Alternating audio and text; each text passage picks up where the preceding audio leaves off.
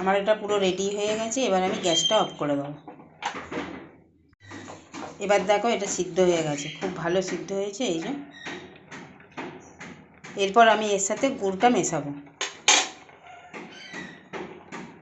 দেখো আমি কাজু বাদামগুলোকে একটু ভেঙে নিয়েছি যাতে এর টেস্টটা খুব ভালো হবে। এই যে এবার আমি কাজু বাদামগুলো দিয়ে দিচ্ছি এতে। 15 মিনিটের মতন আমি জবদানাগুলোকে দুধের মধ্যে ভালো করে ফোটাবো যাতে ওটা ভালো করে সিদ্ধ হয়ে যায়। দুধে আমি 2টো এলাচ একটু ফাটিয়ে দিয়ে দিচ্ছি। আর এরপর এই জবদানাগুলো ভেজে রেখেছি যে এইগুলোকেও আমি দিয়ে দিচ্ছি দুধের মধ্যে। এখানে আমার এগুলো দেখো ভাজা হয়ে গেছে। এবার আমি এই জবদানাগুলোকে কড়াই নেড়ে নেবো একটু। আর এদিকে দেখো দুধ গরম বসিয়ে দিয়েছি। কড়াই আমি হালকা করে তেল দিয়েছি।